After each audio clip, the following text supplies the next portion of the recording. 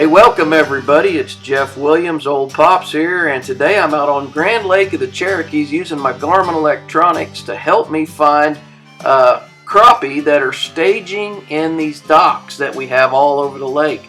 Now, a lot of times these crappie move out of the middle of the lake and they stage underneath these boat docks, and then they will move up in the evenings and at night and spawn. And if you find the right docks and the right slips, boy, you can catch a limit quick, and that's just what I did yesterday.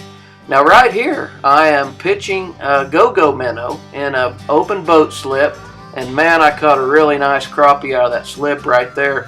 I had seen a few crappie on my forward view live scope back in the back of that slip, and I just pitched the 2.5-inch chartreuse, we call it Old Faithful go-go minnow, on a white 16th ounce big eye head up in there, and I let that lure fall really slowly down to about 10 foot, and then I just reeled it back real slow.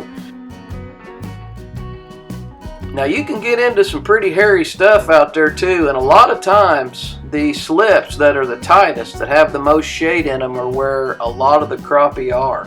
And you can see I had to shoot that go-go minnow in between that tri-tune boat and the edge of that dock, and then I had to hop it over that that stabilizer arm on that boat lift. And I'm using 4-pound, 6-pound micro braid for that, and I really love that micro braid. It's pretty tough, and there's zero stretch when you're trying to battle those crappie in around that tight stuff like that. So that's something that you need to get prepared for, and you need to learn how to practice the shooting your dock technique right there, where you bend the rod over and you flip that jig right back into that boat slip, into those tight areas. You can get it back in there a lot better than you can if you're trying to cast.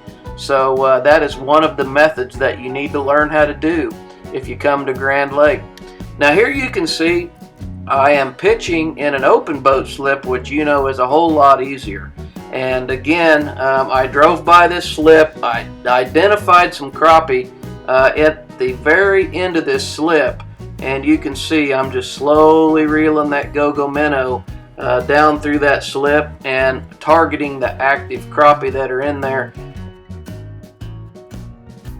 And boy, don't think for a minute that you can't catch some big crappie in and around these boat slips too. This was the biggest fish I had of the day, and he ate the electric minnow colored go-go minnow. That's a white 16th ounce big eye head. And I wanted to see just how much this fish weighed, so I got my scale out, and you can see here in just a minute, I believe this fish ended up weighing 1 pound 8 ounces, which is just an outstanding crappie just about anywhere on any lake. So you can catch some really nice fish in the springtime. And as I move down to another dock, I find another slip, and I thought, you know what, I need to show the folks how I use the crappie kickers and a slip bobber to do the exact same thing. Now, it's kind of strange to see people shooting slip bobbers into boat slips, but that's exactly what I'm doing. Guys, it's a lot easier to use a slip bobber and shoot it up in there than it is to try to cast into an open slip. So I've got my slip bobber set at about 12 feet right there, and this is the shooting technique that I also use for my go-go minnows. And I'm telling you, you learn how to do that, it just becomes second nature. It becomes like casting, and it's so much easier. One of the things I like about shooting slip bobbers up into those slips is it actually lets you keep your crappie kicker in there at the right depth range for a longer period of time. So I'm just twitching it and reeling that back real slow.